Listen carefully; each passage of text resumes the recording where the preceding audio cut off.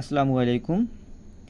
Battle of লাইফের পক্ষ থেকে আপনাদের স্বাগতম। আশা করি আপনারা সকলেই ভালো আছেন। আজ আমরা শিখব সামারি লেখা কীভাবে। একটি মাত্র সামারি আমি যেটা লেখা দিছি, একমাত্র দুই তিন লাইন, এই তিন লাইনের মাধ্যমে আপনারা এইটুকু দিয়েই প্রায় আপনার যত ইচ্ছা সামারি লিখতে পারবেন।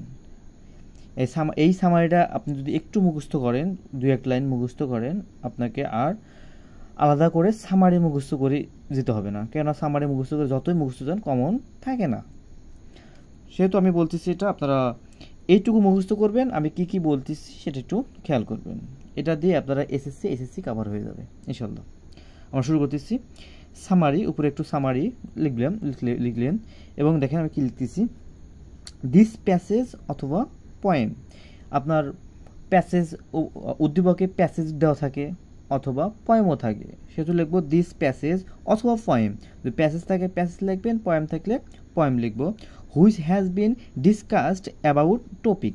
আপনি দেখলে প্যাসেজ পড়তেছেন, ওই প্যাসেজ অবশ্যই একজন যে কোনো ব্যক্তির অথবা কোনো বিষয় সম্পর্কে আছে, যে বিষয় সম্পর্কে আছে ওই বিষয়টা লিখবেন, টপিকটা লিখবেন।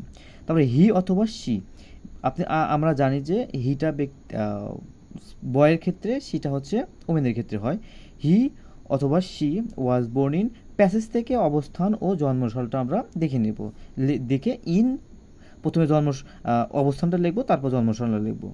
এবং প্যাসেজ থেকে ইম্পর্টেন্ট ও পছন্দ মতো দুটো লাইন লিখে দেবো উপরে, আমরা দুটো লাইন মাঝখানে লিখে দেবো। তারপর আসি, লিখবেন হচ্ছে দ্য গ্রেট, দুটো লাইন লেখার পর দ্য গ্রেট মেন অথবা ওমেন, ম্যান ছেলে হলে ম্যান এবং মেয়ে হলে ওমেন, হ্যাড ডাইড। প্যাসেজ থেকে মৃত্যু স্থান এবং মৃত্যুসাল, প্রথমেই হচ্ছে মৃত্যু স্থান, তারপর মৃত্যুসালটা লিখে দিব।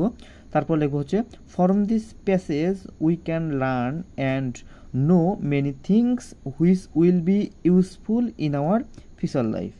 এইটুকু লিখলেই আশা করি আপনারা ম্যাক্সিমাম ফুল মার্ক পাবেন ইনশাল্লাহ। কেননা আমরা এখানে দেখেন, আপনি যে বানিয়ে লিখতেছেন, এটা কিন্তু টিচাররা বুঝতে পারবে না। এটা থেকে মনে করবে যে এটা এমনভাবে তৈরি করা হয়েছে, এটা মনে করবে আপনার এখান থেকে সম্পূর্ণটাই নিজের বুদ্ধি দিয়েই লেখা হয়েছে। আশা করি বুঝতে পারছেন। আর আমার চ্যানেল যারা উপকৃত হলে অবশ্যই আমার চ্যানেলকে সাবস্ক্রাইব করবেন এবং ফেসবুকে ফলো দিয়ে পাশে থাকবেন। আসসালামু আলাইকুম।